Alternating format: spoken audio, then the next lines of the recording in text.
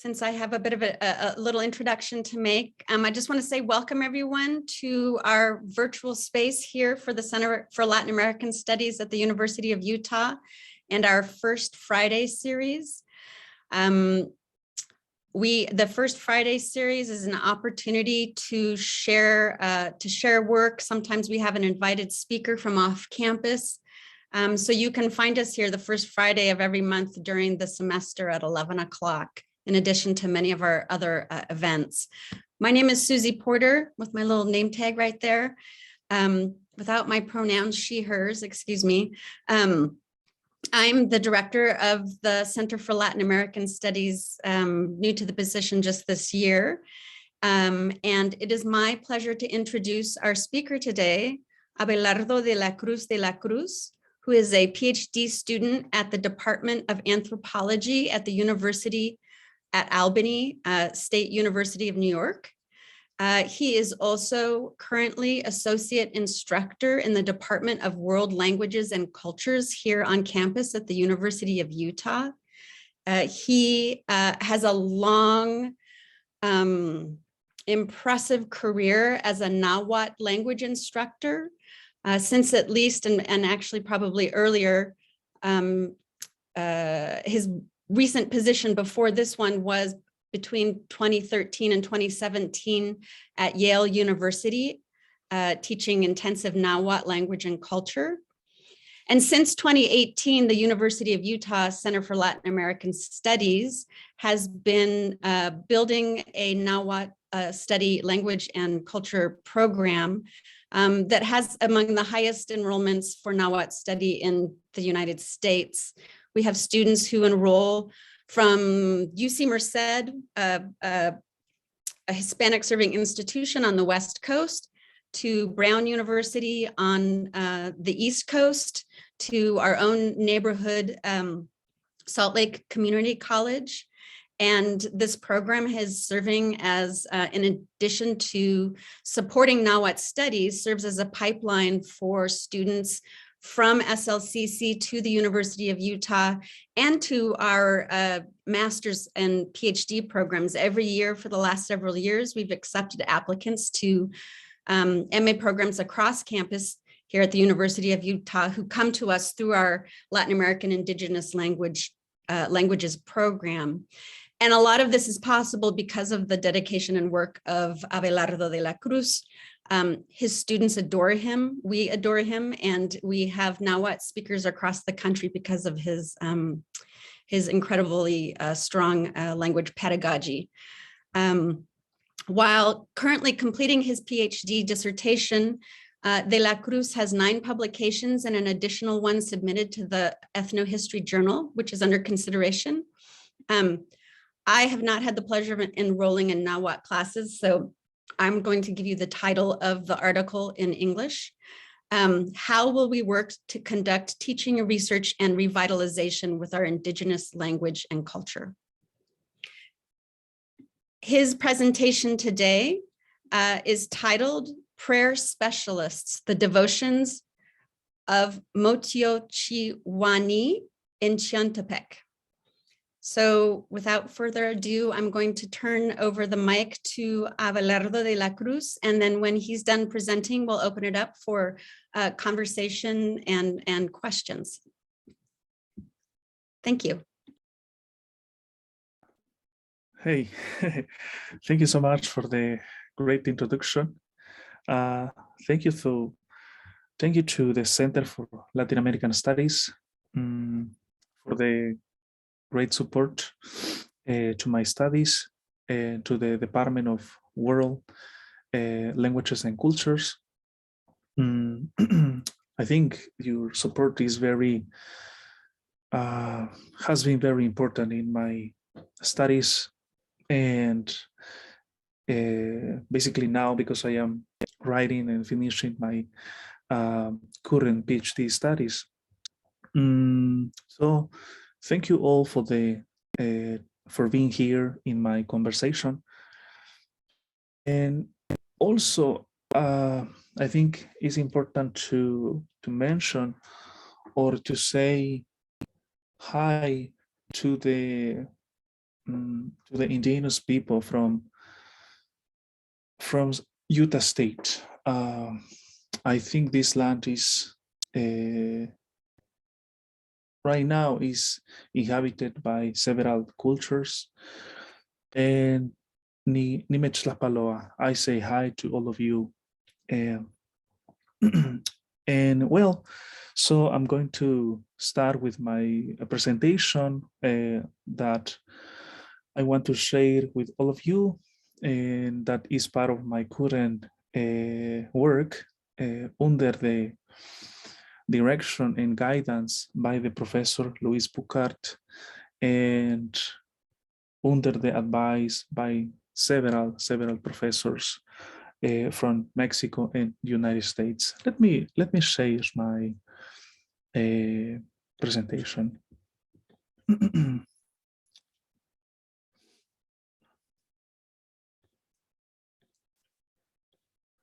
Well, when I was thinking how to start my presentation, one of the points was how to start, how to present basically my current work that is related to my culture, to the Nahuatl culture, or also named in the United States like Aztec culture or Aztec people or Aztec language.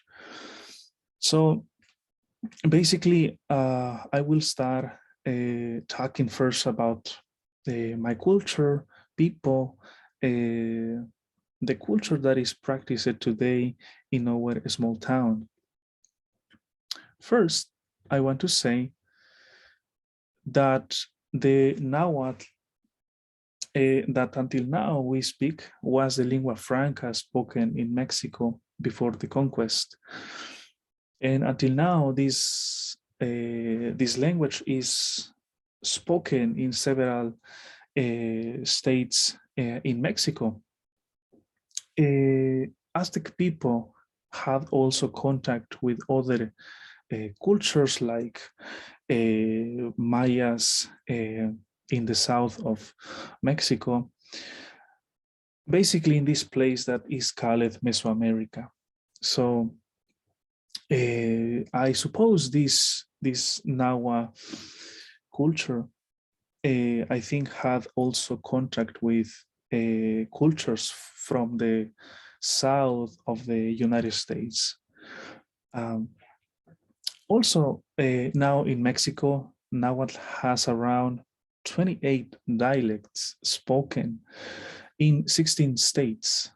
In my case, I speak Nahuatl from Huasteca Veracruzana, that is located in the north of Veracruz. I am in contact with other Nahua speakers, Nahua colleagues, Nahua friends from other states of Mexico. And I find that this Nahuatl is very understandable, right?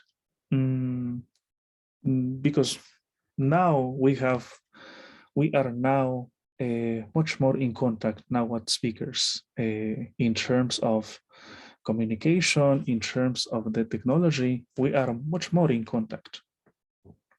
Another thing that I would like to point out, the Nahuatl is part of the Uto-Nahua, that is a linguistic family and is classified as an agglutinating language.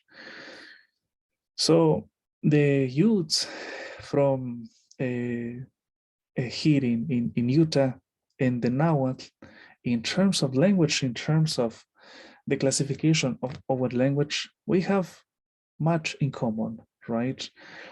But until now, I do not know no one, a youth person, right?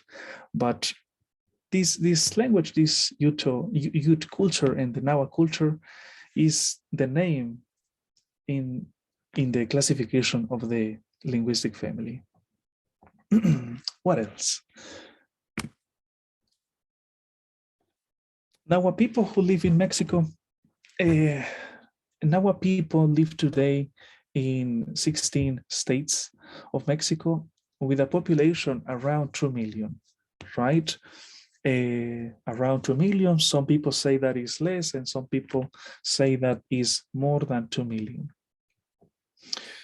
So we are still a big population, and I think is one of the population. I think the biggest before one of the population, one of the biggest population. How do you say, like menos que like mestizos people in Mexico, right? That we are a lot. In terms of identity, we have our own name, right? We say that we are Masehualme. So Masehualme, this is a plural noun. This means that people who speak Nahuatl, but in singular is Masehuali. So when I am with my family or when I am in my community, we say that we are Masehualme. In terms of gender, for man is Tlacatl and for woman is Cihuatl. That is the division of the gender in our small town. And we name mestizo people. We have this concept. This is Coyotl or Coyome. This is the name that we use to point out people who are not Masehualme, right? So this Coyotl, the Coyote, is a name that we use to say like the mestizo people. Basically use it to say, to point out men. And for a woman, we say Shinola. And we say Coyotl or Coyome or Shinola, used for like mestiza. Okay. So Nahua people of today, we live in a Pilaltepetzi. This is the concept that we use. That means a small town or community. And Nahua people works in Mila. That means the cornfield. And most people in the community consume what is produced in the Mila. So for us, the work in the cornfield for children or for boys are our first lessons when we born in the community, right? To work in the cornfield or to be able to sow maize and to harvest maize are our first lessons, like a boy. And Nahua people speak Nahuatl. This is the word that we use. Another cultures, they say speak Mexcatlahtoli, and also they say they speak Mexicanero. These three concepts is that we name our language. In Huasteca Veracruzana, we use much more Nahuatl, that is Nahuatl language. But other Nahua people, they say, we speak Mexicanero, that is the language from Mexicanos. In Spanish, in Mexico, most of people, we say Castellantlahtoli. Is a concept that we created. Castellantlahtoli means the language from Castilla. Okay, so what else? Okay, and I would like to finish this part about people of today, talking about some English words that we use today. And I found these words. For example, we have tomatl, we have chocolatl, we have aguacatl, we have coyotl, we have chili, we have aguacamole, we have Xaxcal, and we have Chilpocli. These words are used in English from United States. And so to me, like a Nahua speaker, when I speak with some of my students who are from the United States, they do not know which is the origin of these words, right? And they say, "Oh, okay, good to know that this word that I use, like chocolate, is from Nahuatl, or guacamole comes from Nahuatl." And in Mexico, of course, we have many words that we use commonly in our Mexican Spanish. Okay, I will continue. Now I would like to talk basically about the area where I was doing my current research.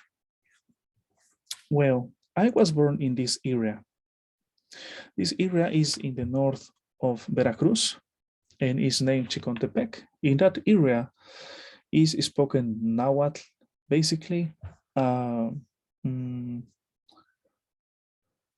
So the Nahuatl is the second language most spoken after the Spanish. So in this area, there are like 300 small towns, and we have the cabecera municipal, the municipality that is named Chicontepec is more or less urban place. So that is the area where I was born, and where I am working as a researcher. And I am an insider, like a people who is working in that area. But the surprise is that I was born in the same place. This place is named Huasteca Veracruzana. In this area is named Huasteca Veracruzana, like a region. Why? Because Huasteca are other culture. In this place, close to Chicontepec, around Chicontepec, is spoken the language Huasteco. The Huasteco is one of the Maya linguistic family. In this area is spoken language part of the Maya family, and that is named Huasteco. So this is another image from Google Doc, from Google Maps, about the region that where I was born. Okay, this is another landscape about Chicontepec. This is the territory in the place where I was born. In around this mountain, there are a lot of small towns. Probably one small town in terms of population is around maybe 300 people, 400 people. That is just one small town, right? And this small town, like you think, this is a sacred area. That is a shrine. Now people go there until the top of that mountain. And our people, we have some of the rituals that is named Tlatlacualtilistli, that means the rain petition. When this era is, we pass about in the dry season.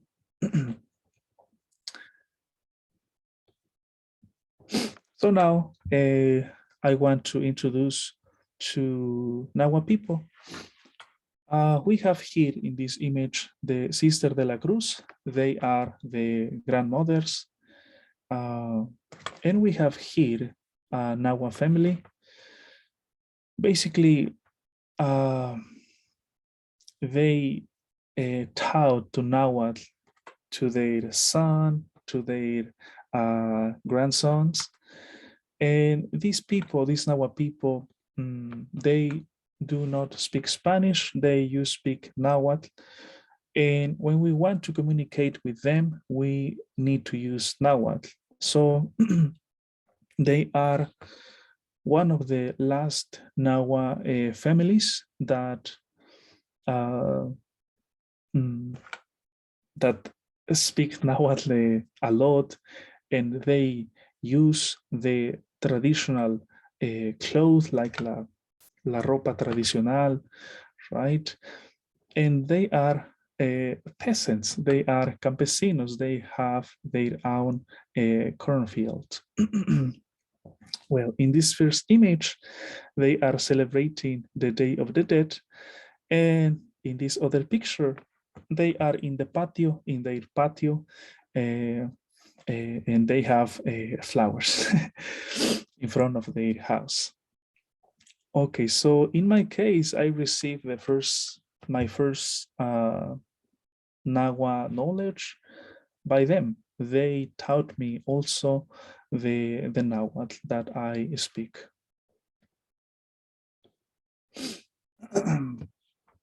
Now I want to enter talking about our local religion in our small town. I want to say first that Christianity arrived on the indigenous communities in Chicontepec, Veracruz, around in the decades 1970 and 1980. In this part arrived the Christianity basically with the Catholicism, and in this part the Nahua people were much more in contact with the Christianity. So currently we have a concept that is named el costumbre. So this el costumbre, many Nahua people use. Sometimes we say, oh, we are doing el costumbre. We believe in el costumbre.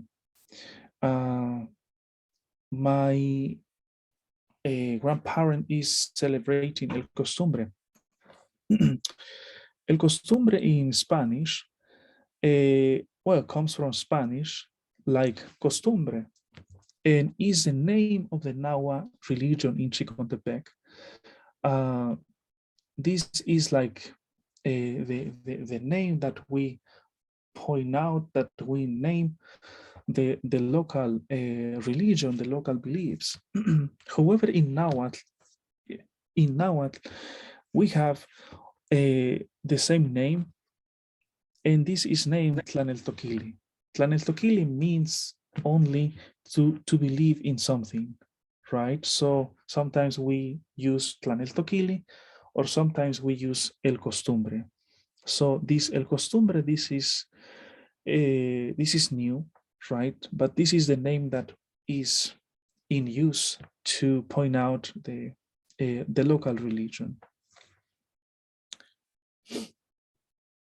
Okay, also doing documental research, I found that in other cultures, like in the Pacific, like indigenous cultures, like in Melanesia, the inhabitants, they have a name very similar, and this is custom.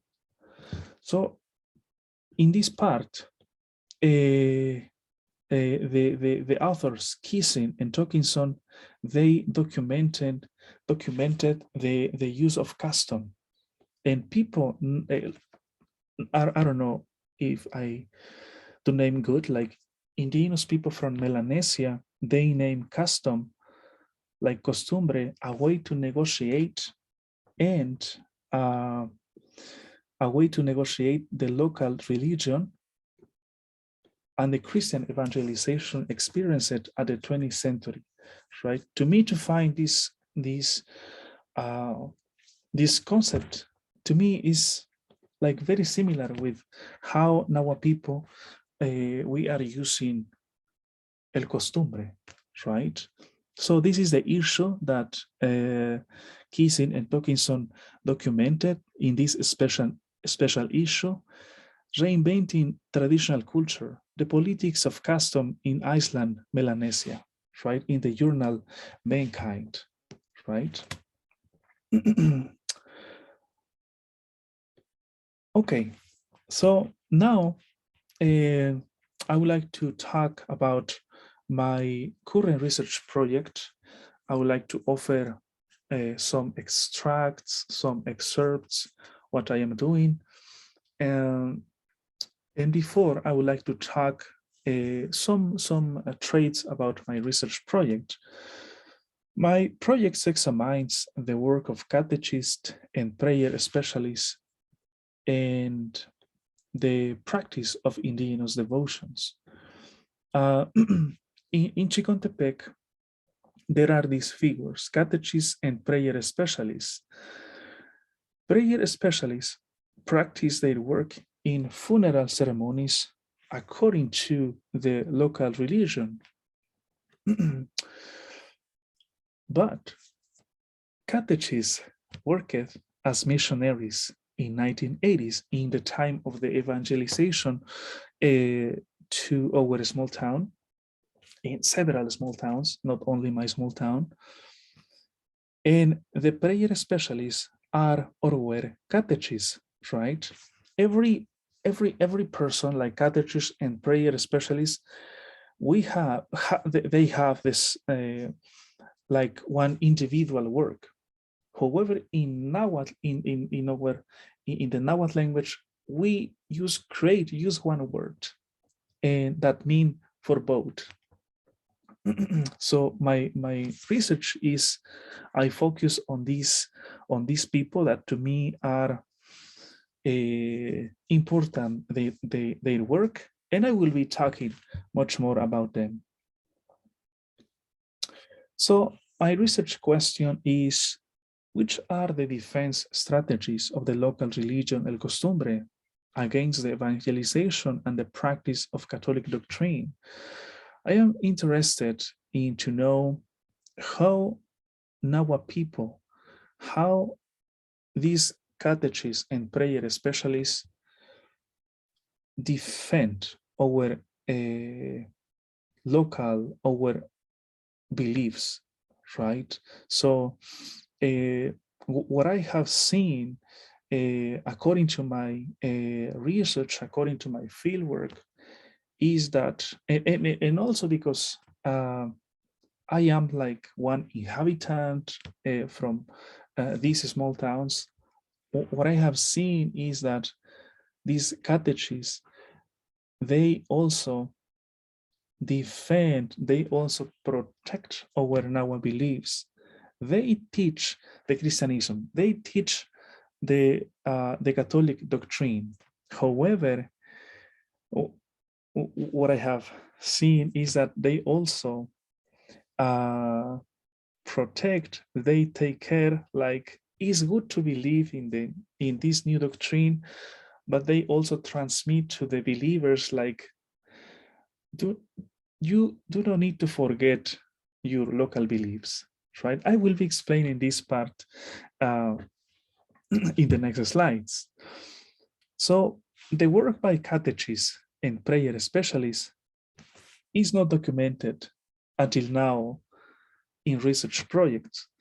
I argue that catechists and prayer specialists between the Catholic Church are points of encounter and point of break because they interact as leaders to protect Nahua beliefs. What I wrote is like these catechists, they are point of encounter between the Catholic parish and the community. The parish, the Catholic parish that is located in Chicontepec, they give training, they give the Christian doctrine to catechists, and they will be teaching to the community. So to me, these people, catechists and prayer specialists, are point of encounter, but they break or they change the mission, the doctrine, what one Christian need to be and need to have a behavior. Okay, So according to my fieldwork, one of my last fieldwork that was in 2020, in the 2020. So I was living in Mexico. I was working per 3 months and I collected ethnographic information. This was one of my last stays in my community. And I carried out interviews in Nahuatl and Spanish, basically in 3 communities. I am working in this small town that is named Chapictla. The second small town is Son Amatl, and the third is Teposteco. So I did several interviews and I took some photographs with the authorization of my participants or of the participants. And catechists and prayer specialists offered narrations about their life story that included their own religious training, their work or their past and current work in the community, also the relation that they have experienced with the Catholic parish, and the practice and devotions of the Saint Rosary. So this was one of my last interventions in the community. And this was possible with the permission that gave me the IRB in my university in New York.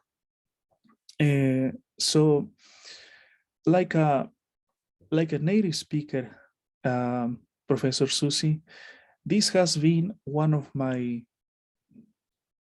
great experiences, like to do research, and you are in the same place. Sometimes people know your family, right? And to do interviews with Nahuatl, right? It was amazing, and with the permission and also with the funding that gave me my university in Albany, was possible also to give, what is the name, retribution, a compensation to these catechists and prayer specialists, right? Because they spent a couple hours with me talking about their experience with the devotions. So we have here 2 pictures. The one picture is a Catholic chapel located in the town in Chapictla, and another temple. This is the Protestant temple. This is located in the small town of Sonamatl, is Iglesia de Dios. So it's possible to find some chapels and temples in communities, in these Nahua communities, right? What I see is like the Catholicism and the Protestantism wants to convert to Nahua people, and they are very strong right now in these times, right? However, these catechists and prayer specialists, they also defend how to protect the Nahua religion. Okay, I will continue. So now I want to talk much more about the catechists and prayer specialist work. We have this first, oh, sorry. Here we are. Okay, so what means Motiochihuanih exactly? Well, literally means people who turns into a deity. And this word means, comes from Motiochihuah. Motiochihuah is one verb in Nahuatl, and this means to bless someone or something. So these are the name Motiochihuanih that is used to name one catechist or to one prayer specialist. In the next slides, I will be explaining which are the difference between. between them. So Motiochihuanih, they are also known as Wicani. They are maestros cantores. They like to sing in the chapel, or when they are doing a ritual, right? And also, according to my previous research that I started in 2014, 2016, 18, and 20, the last, what I have seen is that these people, these Motiochihuanih, they are exemplary leaders because they modulate, they represent how to believe in the Catholic doctrine and not forget the Nahua beliefs, right? These are like exemplary models, like religious leader. They teach to people how is the best way to believe in the Catholic doctrine. Okay, now I want to talk about one of their expertise. That is their Saint Rosary. When catechists became prayer specialists, they were experts in the Saint Rosary. In Spanish, we name El Santo Rosario. So this El Santo Rosario is managed by these prayer specialists. And one name that appears today in Chicontepec for the Rosary in Nahuatl is Tlatzquintli Xochinemaihtoli. That is the name that appears in Nahuatl of today. To me, this was a surprise because I did not know if we had before a name for the Saint Rosary. But when I was talking with this prayer specialist, they told me now, oh, this is a name. And what means Tlatzquintli Xochinemaihtoli if we divide? A prayer as a bouquet of flowers. To me, this translation to Spanish or to English is beautiful. Also, I found in the colonial period how was named the Saint Rosary. This was Teocuitla Xochicoscatl. Teocuitla Xochicoscatl, if we divide, that means a golden flower necklace, right? So, and not only that, I found in my fieldwork, the catechists, they told me also the division of the Saint Rosary. So if we want to recite the Saint Rosary, this Saint Rosary needs to be recited using mysteries. So the mysteries are divided in three. The first one is Teomachiot Tlen Yolpakelistli, joyful mysteries. Teomachiot Tlen Tlaihioelistli, sorrowful mysteries. Teomachiot Tlen Tlaneshtilistli, glorious mysteries. Right? When I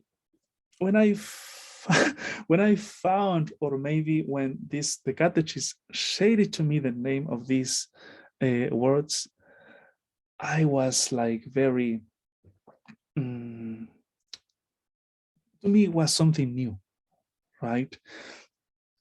Because they shared to me like their expertise and how they pray using the Nahuatl, right? So what means these mysteries when they are praying? Basically is the Passion of Christ and and how the Virgen de Guadalupe or sorry, La Virgen Maria suffered when she saw to her son that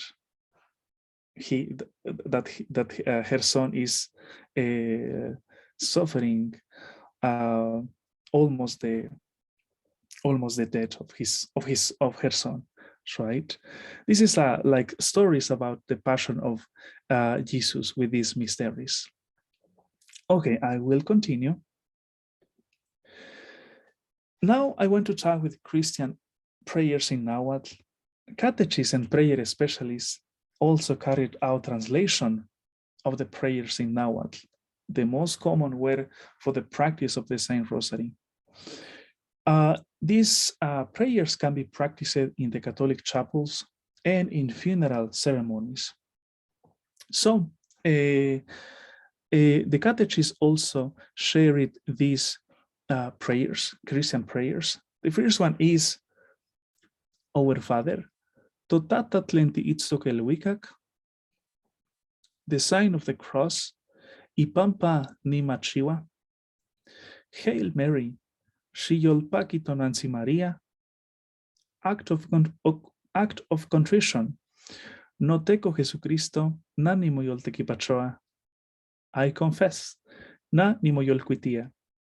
Creed, na ni neltoca totiotzi totata. So these catechists shared also their prayers, right? Many of these catechists, they also carried out translations from Spanish to Nahuatl, and to teach to Nahua people to use these to use these prayers. This work that they done is not new. People from central Mexico in the colonial times, they also elaborate their own prayers, right? So to me, to find or to discover these Nahuatl prayers of today, it was a great apportation to my current research, because I am also analyzing the prayers. Okay, so now I want to talk about the catechist and the prayer specialist, and how one catechist become a prayer specialist.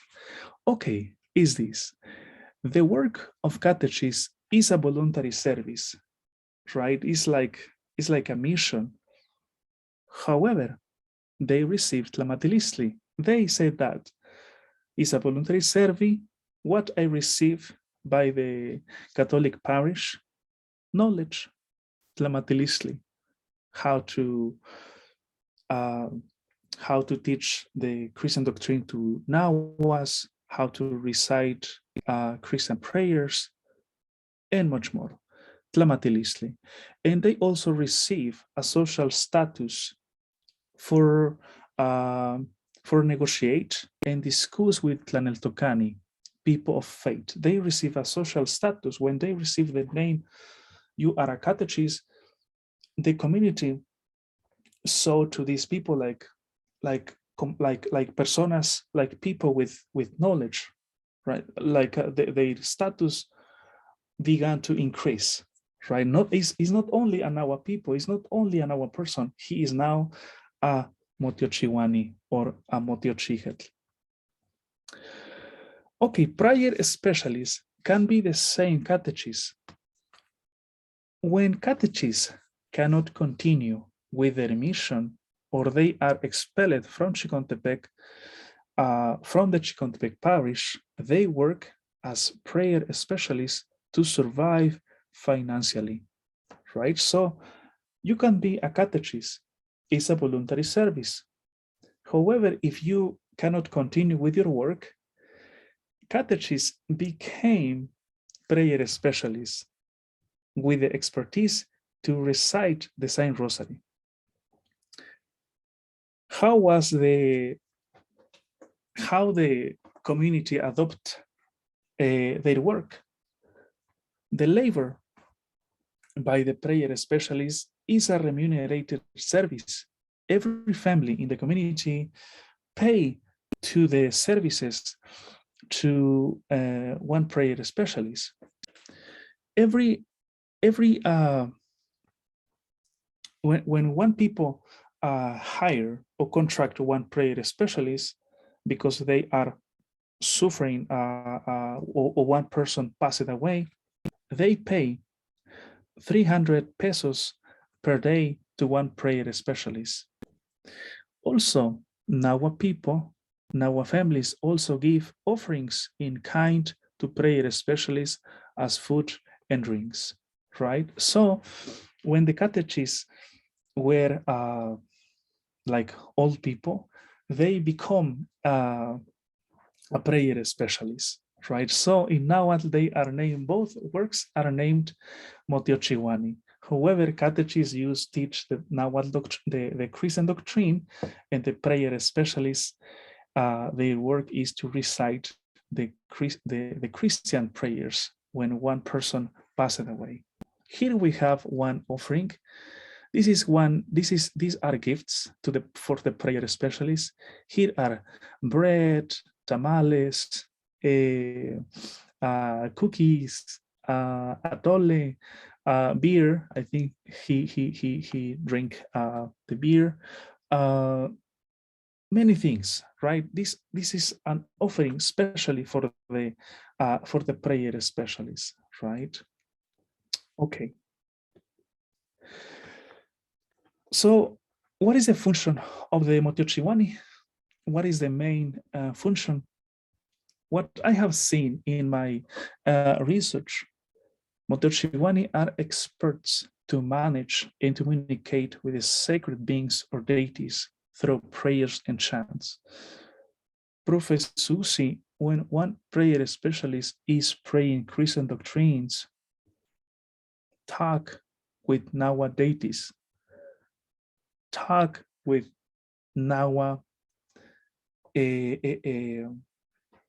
gods, right? In this case, like there is a combination, right? Elements from the Christian doctrine are now involved in the Nahua local beliefs. At the same time, Motiochihuanih assist to seek people to die well through pleas that comfort, give hope, and to relieve elements of blame. So in the community, Motiochihuanih, the figure of the Motiochihuanih is very important. Using Catholic prayers and chants, catechists and prayer specialists expand the religiosity called el costumbre. And with their labor, Motiochihuanih recreate the religiosity of Masehualme from Chicontepec. This is part what I have seen about the work by people who are named Motiochihuanih, right? If you think this work is only carried out by men, is not correct. In this work are participating women also. So I want to introduce the first participants in my research. He is Don Zenobio. He was catechist per 34 years.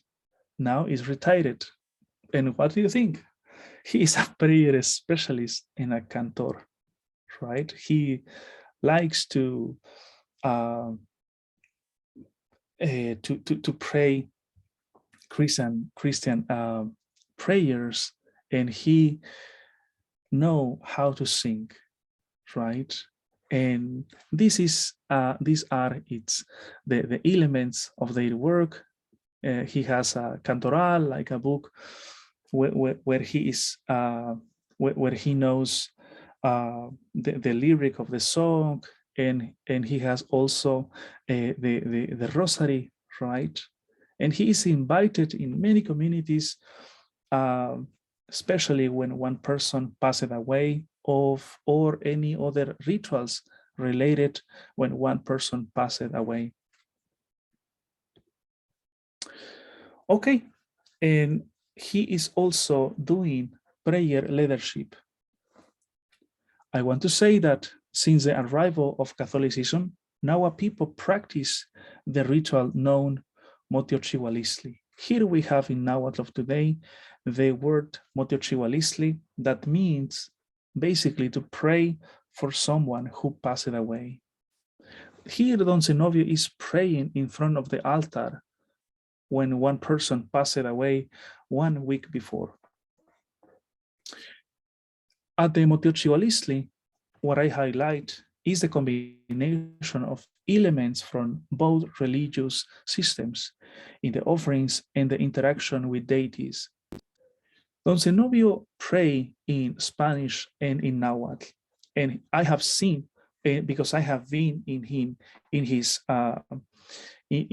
participations, he talks in Nahuatl and Spanish, and he invoked to the Nahuatl deities to receive the soul of that person who passed away. Is something is something interesting, but not for the family who lost a member of their family. So in this part is very how do you say in English, something something doloroso, something sensible, like to do research in these kind of ceremonies, because I am a member of one hour community. I have the authorization to participate in these ceremonies and to write about that, right? But of course, always with authorization. Okay, so let's talk about Don Zenobio. He also, he gave me one opinion about his current work. I translate in English. I will be reading using English, or if you prefer in Nahuatl. Okay, I will be reading in both. I will start in Nahuatl. Dios nechmakatokni, se don para man nikin palewi, Dios ikonewa, kehne nikin maistotinemi, tlan para kinekin se velorio, tlan seakayamiki, pues nechimvitaroa pan rezos, como Dios nechmagak nitlanawatili, ashkanaweli nikistoa para ashkananías. Nitekitik 34 años de catequista, no payos nikuik ni tlaslamiquilistli, ken nikintiochiwa Dios ikonewa. In English, God gave me this work. It is a gift to help to the God's children when, 1 second, sorry. I cannot see very good. What is it? To help to the God's children when, show active speaker video. Okay, it is a gift to help to the God's children. Probably I said when I say prayers, when one person passed away, well, people invite me in the prayers. Because God gave me this specialization, I cannot say that I don't go. I worked 3-4 years as a catechist. There I took this knowledge, how to pray for the God's children. Okay, so here Don Zenobio is telling us that he received his expertise, like to pray for Nahua people. This was one gift that God gave him, and he worked 34 years as a catechist. And for him to be a prayer specialist is a gift. In Spanish, we say a don, right? So for Don Zenobio, this is represent a gift that God gave him, right? So right now he is very famous person who visit every day to Nahua people to do, to pray, to recite Christian prayers. What else? The other participants is Don Adrian. He was a catechist per 15 years. He was also a nocturnal worshipper per 15 years. He is now a retired. He worked for the Catholic parish 30 years, right? He was a catechist and also a nocturnal worshipper. What means this word? He was working in the Catholic parish, and one of his labor was to pray, to recite Christian prayers inside of the parish, inside of the church, but used in the nights. He also told me, I began to pray around 10 p.m. in the night, and I finished my my prayers at 5 a.m. Right? He was working inside of the church. Now in both works is retired, and now guess what? Now he is a prayer specialist in his own community. Professor Susi, his previous work this was a voluntary service in the community. In the last 5 years, he's a prayer specialist, and now is earning money in his community. Like because he visits to the Nahua families. Like what I see is like the community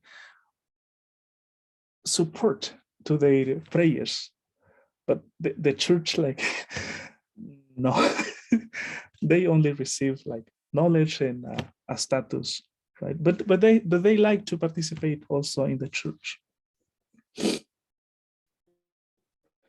Okay, what said Don Adrian in my fieldwork 2018?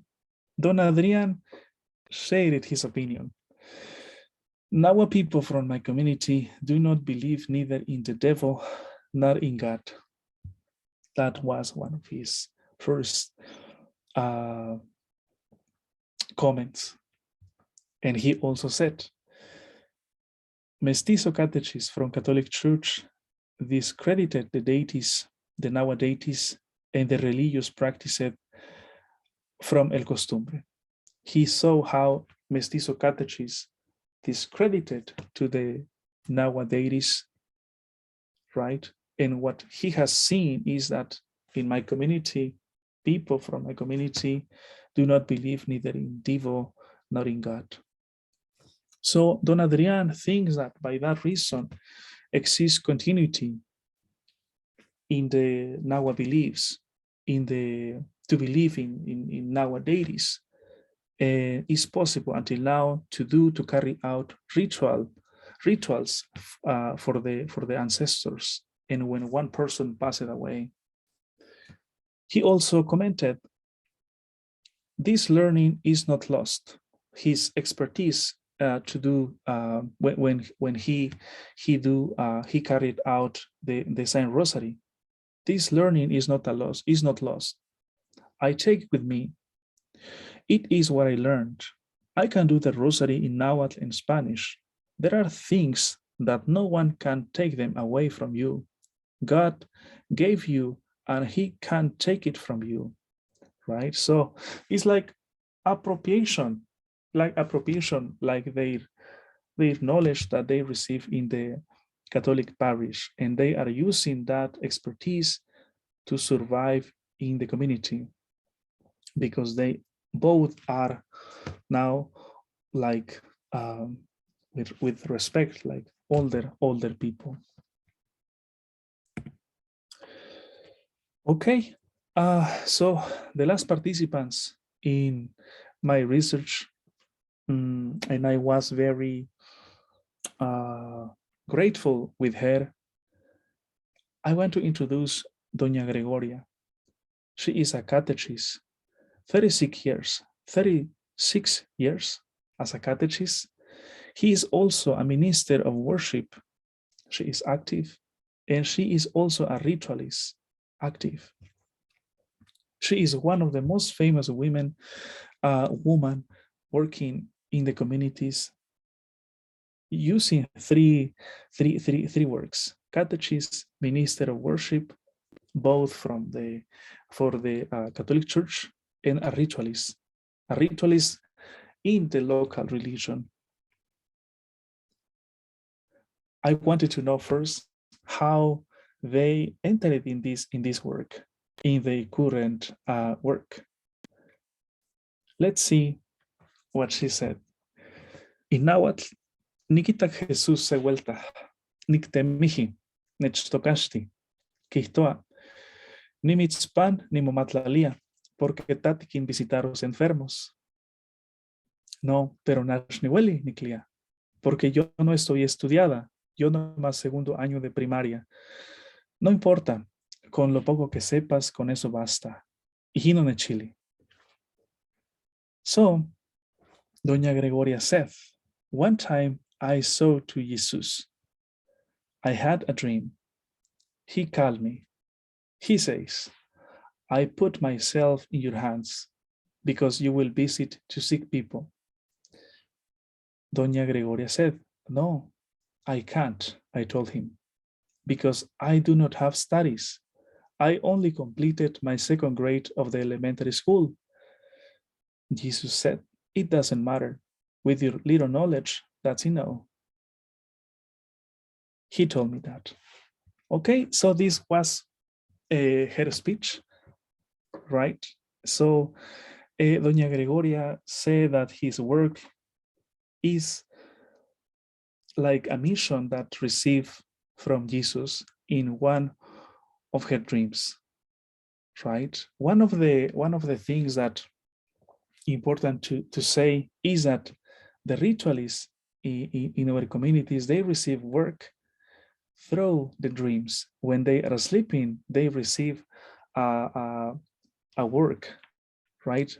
So she said that Jesus told her her current job. I will continue. Is the last participants, Don Florian. He was a catechist for 28 years. He was a minister of worship. Now he's retired. And guess what? He is now a prayer specialist and a cantor. He likes to sing in Spanish and Nahuatl. I wanted to know how he entered in his work. According to his work, he likes to sing these chants in Nahuatl. He told me one of his favorite chants in Nahuatl. The first one is, "Oh Maria Tatonana, oh Maria, loving mother. Nani pia seno wampo tlenechneki. I have a friend who loves me. Shiwala towaya shinehnemi. Come with us for a walk. Shiyolpaki kemanechilihke. Sorry, Niyolpaki kemanechilihke. What joy when I was told. Nepa el wikat seyeyekzi yoatzinko, la Guadalupana." Right? So he's a cantor of the Christian chants, but he interprets in Nahuatl. Okay, so now let's see the opinion by Don Florian. And he told me like his first experience with the Catholic Church. He said in Nahuatl, "Nech pasaro cela de malas, seco colisli. Peji ni nagas cuascualo, wan peji ni nagas aquisa. Ni yaji teopa, ni quitato padre, ni clia ni neki eyimisa, pampanani mucocoa. Wan kichihi eyimisa, wan yoshnimatki kemanihi ni nagaswahi." Desde 19 años, peji nitlaoni, wan nikkaji ayok nitlaonik pan 1978. 38 años ni piaya, wan nikaji no pawino, ayohana nikonik, pampa nechkwaji se locochichi. Don Florian said, I translated in English, I had a problem, an illness. I had a pain inside of one of my ears, and pus started coming out. I went to the church to see the father. I tell him, I want 3 masses because I am sick. He did 3 masses, and I did not know when I got better.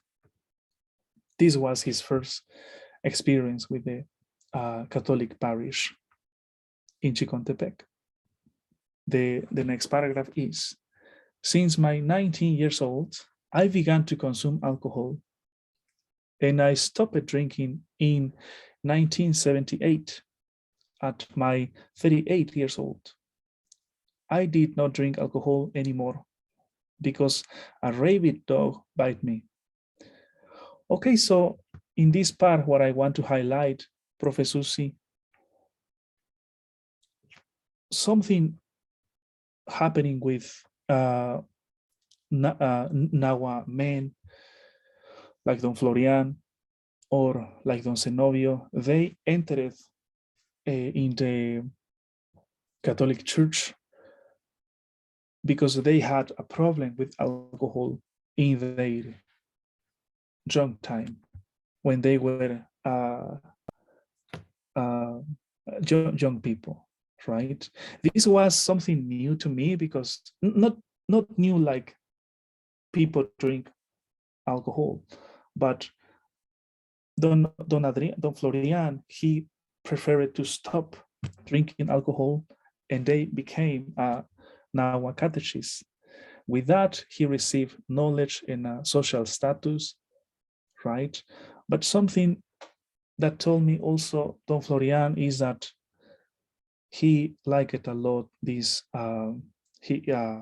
his work, but also he told me it's a voluntary service, right? However, now is working as a prayer specialist. The community is paying money for his current prayers. Okay, I am finishing to my intervention. The contact between Nahuatl religion and the Christianity, what I have seen is a process that Nahuatl people defend and also struggle with their own agency. This is possible because they conserve their culture in their communities. So to me, Professor Susi, this interaction, this contact between these two religions, Nahua people defend, or these catechists, these prayer specialists, they are like, they represent the community, right? And they also want to take care. They want to conserve our own religion.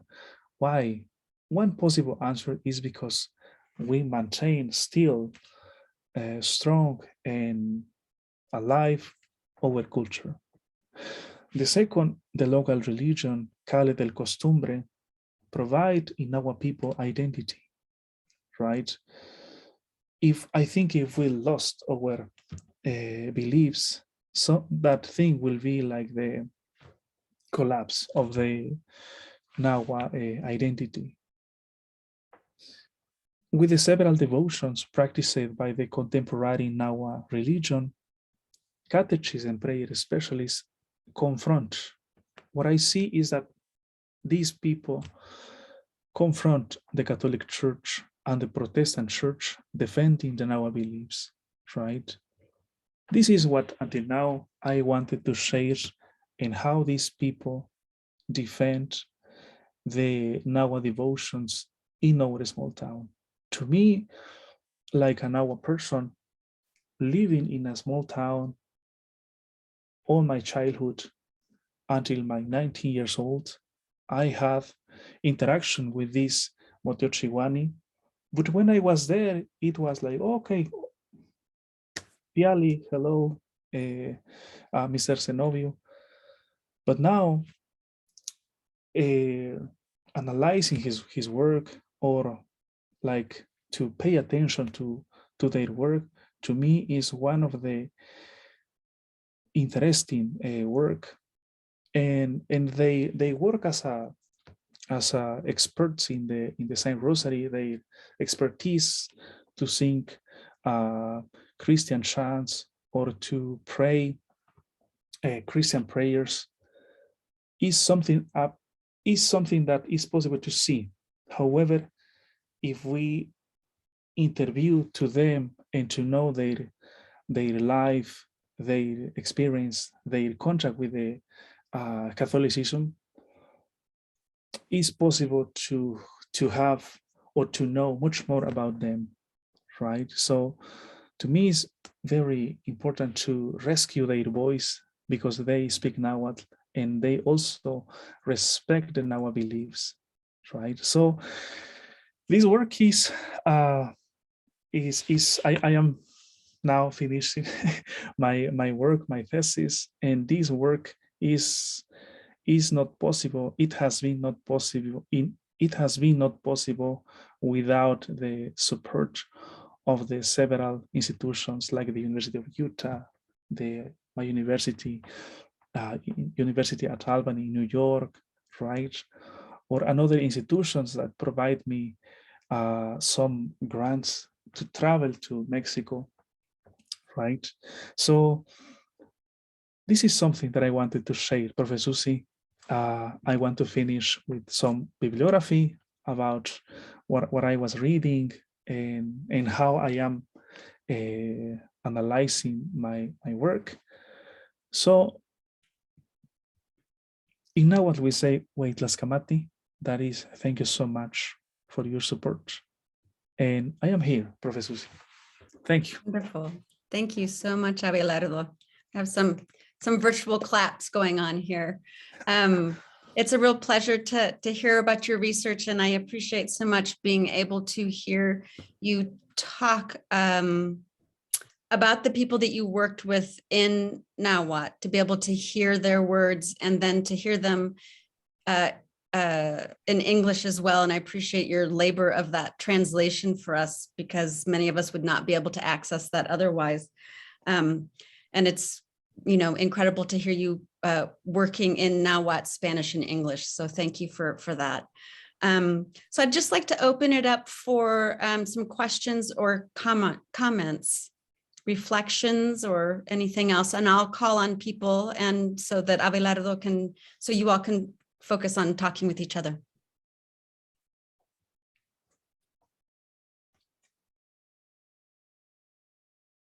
Humberto Batiz Guerrero. Welcome.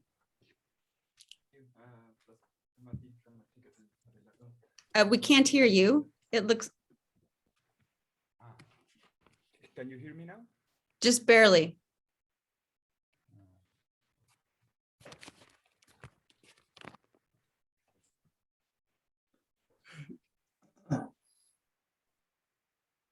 Does someone else want to, maybe while Humberto's working on his microphone? Catherine. Well, I'll get a little neophyte question in here. First of all, thank you for this talk. I came to get educated, and I love the way that you built a foundation to bring those of us in who are new to these topics. So I don't know if as an English professor, I'm leaning too much, on some of the phrases you gave us, but one thing I'll take from this talk that I think is really interesting is that colonial phrase, a golden flower necklace, versus a prayer as a bouquet of flowers. Mm-hmm. It felt to me like that held together so much of what your talk was saying. For me, a golden flower necklace, even though that sounds beautiful, implies a kind of fixed sequence, right? Something you wear around the neck, something that encircles you. And it seems so intriguing to me, the other phrase of the prayer as a bouquet of flowers, which feels like openness, an arrangement that could take different forms, something that you carry before you and might actually, give to somebody else, separate from your own body.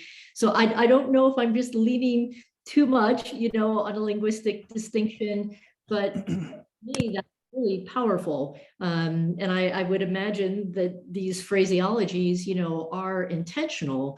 And I guess my overall question was, it seems like there were many opportunities, or were there, to work in these very small linguistic rhetorical spaces too, right? To sort of find that moment, to catch on a central term like flower and carry that over, but then open that and move that in some other direction. So I guess that's a question, but also just something I wanted to thank you for that will really stick with me from this talk. Thank you so much. And well, thank you for that, to point out that translation about the Saint Rosary. To me, it was also a surprise to have a current name in Nahuatl of the Saint Rosary. I think how we interpret in Spanish, like una oración como un ramo de flores. Well, the flower is also important in the Nahua beliefs, and I think when these prayer specialists are practicing the Christian prayers, like they are offering to the Nahua deities like a bunch of flowers. Like the flowers is something precious, right? And they recite that these prayers in the Catholic chapel, but also when one person is laid there and one person passed away, and like they offer this bouquet of flowers like to the Nahua deities to receive to this to the soul, right?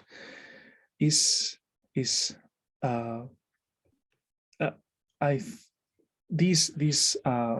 prayer specialists, they elaborated very well that name is very acceptable, right? And I don't know, when these people are practicing their devotions, we have old phrases and new phrases, right? But the idea is to say like the best phrases, right? Very like sacred phrases, right? That is not common to say in the colloquial conversations. Yeah, that's it. My like my reply, Professor. Thank you. I got the Humberto's question through chat because his microphone's not working. So I'm going to read that and then I'll call on Rebecca Horn. Humberto writes, you already talked about the frictions between el costumbre and Christian practices. Could you talk about what leads to a catechist being expelled from Chicontepec parish? And then do you know if there are publicly available recordings of prayer songs? Well, I think with the last question, I think, yeah, it's possible to record these songs and prayers. In my case, I carried out recordings of these chants and these Christian prayers in Nahuatl. It's possible, but of course, always with their authorization. And of course, if they say that, and well, for this catechists, one of the rules like they need to follow is to have a good behavior, right? If they want to work as a catechist. Sometimes problems with alcohol, sometimes problems with, I think was one of the main issues was the alcohol, and after that, violence in the family. Or also when the Catholic parish realized that this catechism is not following our rules, like to evangelize the Nahua people in this community. Sometimes between the catechists, mestizos catechists, they tell to the father, like, hey, this catechism is not working very well. That were one of the reasons that these catechists were expelled. What was the good fortune? When this catechist was working in the parish, in the church, with that knowledge that he got in that time, was possible to survive when he was expelled in the church, right? One of the catechists told me, the father told us that if you are expelled, you cannot teach the Christian doctrine, but you are welcome if you want to do the same rosary. If you are welcome if you want to help your community, right? And people from our community, from the communities, they adopted that catechist expelled from the church, right? And this was possible to survive, right? And I think in the next years that catechist began to work as a prayer specialist, but he rejected at the same time the alcohol, right? Like la comunidad no castiga, the community do not have punishments for that catechist, right? That is I want to say. Yeah, that's very interesting. Rebecca Horn. So thank you so much, Abelardo, for your great presentation and this really important work that you're doing. So interesting to see the research that you're working on of this catechist and then the religious specialists, right? And the transition between the two. So I have slightly a follow-up question to the one that Humberto just asked about that relationship, and then another question. So the follow-up question is, so you talked a little bit more about the context for people no longer becoming catechists and then working as prayer specialists. And it sounds like retirement or being expelled from the parish. So who's doing the expelling? Is there a community consensus, or is that the parish priest or other catechists? Like, how actually is that working, that you would be expelled? Retirement makes more sense. I mean, just on the face of it, I guess, that you are moving from one position to another. But how does it work to be expelled? Well, this basically was possible with the main fathers in the parish, right? Because every father in the 80s, 90s has the authority to control the several catechists, and he gave also the authorization to work as a catechist, but at the same time he was authorized to cute the name of the catechist, right? I think was that mainly, Professor. Yeah, thank you. That helps clarify. So the larger question I have is that you talk about the defense of el costumbre and resistance to Catholicism. And yet it seems as if el costumbre, right, it represents a long-standing interaction between Nahua beliefs as they were and the intrusion of Catholicism. So does resistance and defense, are those framing devices? I mean, do they sort of encapsulate the range of interactions that are taking place, do you think? This is how the people perceive it, as defending local customs, but they're already, I mean, even the Nahuatl that you read, right? Deep interpenetration of Spanish terms, religious terms, the Saint Rosary, this is a long-standing interaction. And I'm just wondering about the use of the theoretical construction of defense and resistance.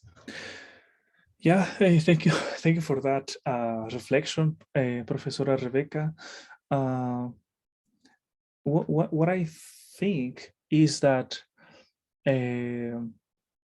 Nahua people sometimes likes some elements from the external religion, right? Something that will be helpful to their local religion. I think the Catholicism cannot or he couldn't to vanish the Nahua beliefs.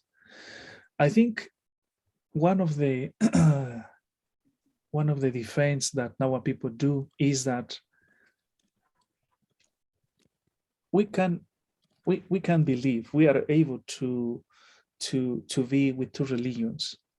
But if the Catholicism wants to vanish completely our religion, that will be our defense, right? We see that in the ritual funerals, it's possible to combine two systems, right? And also what I see is that like the Protestant churches, right, that want to vanish completely the Nahua beliefs, that is now like another defense, right?